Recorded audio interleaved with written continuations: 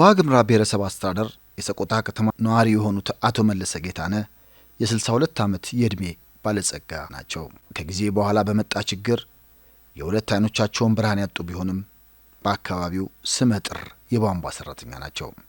ከ1984 ዓ.ም ጀምሮ ገና በወጣትነት እድሜያቸው የቧንቧ ስራ ሙያን ቀስመው በዋግምራ በሚገኙ ወረዳዎች በመንቀሳቀስ ለንጹህ መጠጥ ውሃ ተደራሽነት አሻራቸውን እያሳረፉ ያሉ ትጉህ ባለሙያ ናቸው። የቧንቧ ስራ 1984 ዓ.ም ታህሳስ ወር ነው የጀመርኩት። የሰሜን ምስራቅ ቀጠና የኮምቦልቻ ቅርንጫፍ እነሱ ጋር ነበር በረዳት ቧንቧ ሰራተኝነት ተቀጥሬ ስሰራ የነበረው። ለዚህም በተደጋጋሚ የምስጋና ሽልማት ተበርክቶላቸዋል። በ1991 ዓ.ም የተፈራ ኃይሉ መታሰቢያ ጠቅላላ ሆስፒታል ስራ ሲጀምር እሳቸው በቧንቧ ባለሙያነት በቋሚነት በመቀጠር የውሃ መስመር በመዘርጋትና በመጠገን የሕክምና ክፍሎች ያልተቋረጠ ውሃ እንዲያገኙ ማድረግ ችለዋል።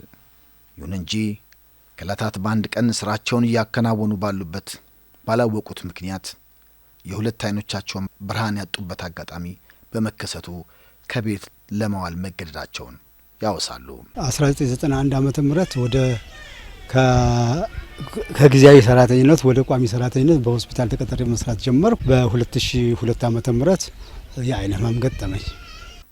እንደ አቶ መለሰ ገለጻ አይኔ ማየት ባለመቻሉ ራሴን ችዬ መንቀሳቀስ እንደ ልቤ ሜትር ዘርግቼ ለክቼ መቁረጥና ገደል ላይ ተንጠልጥዬ የቧንቧ መስመር መዘጋት አልችልም የሚል የተሸናፊነት ስሜት አድሮብኝ ተስፋ ቆርጬ ተቀምጬ ነበር ይላሉ። በዚህ ወቅት ትጋታቸውና ብርታታቸውን የሚያውቁ የሆስፒታሉ ዳይሬክተር የነበሩት ወደ ሆስፒታሉ በመውሰድና በመምከር ስራቸውን እንዲቀጥሉም እንዳገዟቸውም ተናግረዋል። ግን በመጀመሪያ የአይን ህመም እንደጀመረኝ የተሰሙኝ ስሜቶች ነበሩ።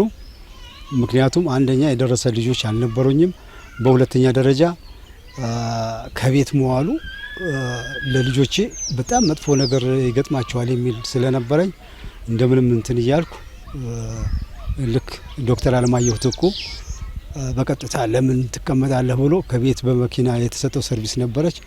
እሷም ሰርቪስ ይዞ እየመጣ ያመጣኝና እንደ ረዳት ቧንቧ ሰራተኛ ሆኖ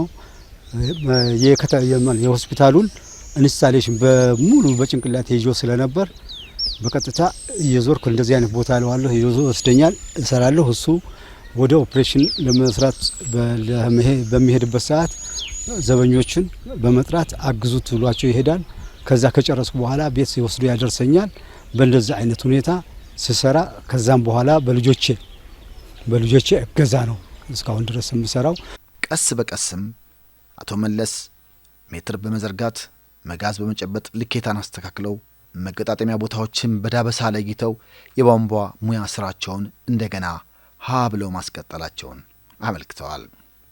እኔ ፊቲንጎችን በሙሉ ምንም ችግር የለብኝም። እንደዚህ የተሰበሰቡ ፊቲንጎችን በቀጥታ እጄን ሰድጄ ብድግ አድርጌ ይቺ 1 ኢንች ነች ወይ ደግሞ ይቺ ሃፍ ኢንች ነች ብሎ ለማለት ምንም የሚያቅተኝ ነገር የለም። ለምሳሌ ይቺ እዛ ፈልጌ ሳነሳት ይቺ ሃፍ ኢንች ናት ዩኒየን ነች፣ ይቺን ወስጄ መግጠም ካለበት ቦታ ላይ ወስጄ ገጥማለሁ። ምንም እንኳን ከወረዳ ወረዳ ተንቀሳቅሰው መስራት ባይችሉም በግለሰብ ቤቶችና ድርጅቶች እየተንቀሳቀሱ የቧንቧ ጥገና ስራቸውን በብቃት እያከናወኑ ያሉ ባለሙያ ሆነው ቀጥለዋል። በሆስፒታሉም ከአገልግሎት ውጭ የነበሩ የውሃ መስመሮችን በመለየትና በአግባቡ በመጠገን ለሐኪሞችና ለህመምተኞች የንጹህ መጠጥ ውሃ አቅርቦት እንዲኖር በማድረግ አንቱ የተባሉ ባለሙያ ናቸው። አቶ መለስ በቧንቧ ስራ ሳይገደቡ በራዲዮ በሚቀርቡ የቴክኖሎጂ ፕሮግራሞች ባገኙት እውቀት ከአገልግሎት ውጭ የነበረውን የሆስፒታሉን የላውንደሪ ወይም ልብስ ማጠቢያ ማሽን በዳበሳ ጠግነው ወደ አገልግሎት በመመለስ ሆስፒታሉን ከወጪ ታድገውታል። ለምሳሌ የሆስፒታላችን ላውንደሪ ማሽን ለ3 ወር ያክል ተዘግቶ ነበር። እሱን ከዛ የቴክኖሎጂ ሰው በመጠየቅ በስልክ ተጠይቄ መስራት ያለብኝ ከነገረኝ በኋላ ያንን እንትን ብዬ ያ ላውንደሪ ማሽን ትልቅ ማሽን ነው እንዲሰራ ሁሉ አድርጌያለሁ።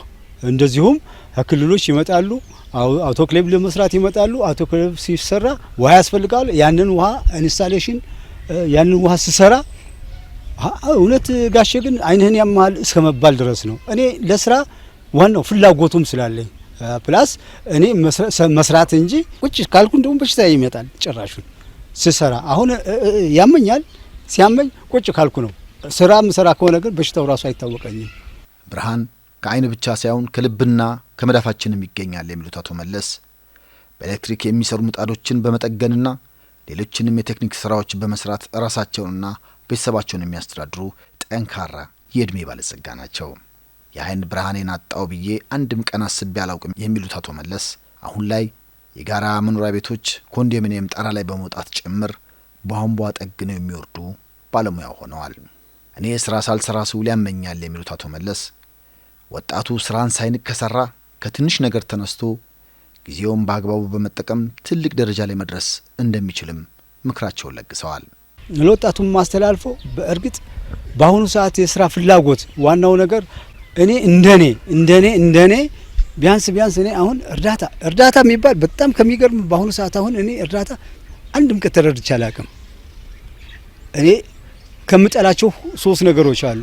እንደ በሽተኛ አክት አላደርግም፣ እንደ ደሃ አክት አላደርግም። እኔ እንደ ሀብታምና እንደ ጤነኛ ሰው ነው አክት የማደርገው። በዛም እንደዚሁም ሌሎቹ ወጣቶች መስራት ስላለባቸው እንዲሰሩ ቢያንስ እኔ ምሳሌ ልሆናቸው እችላለሁ።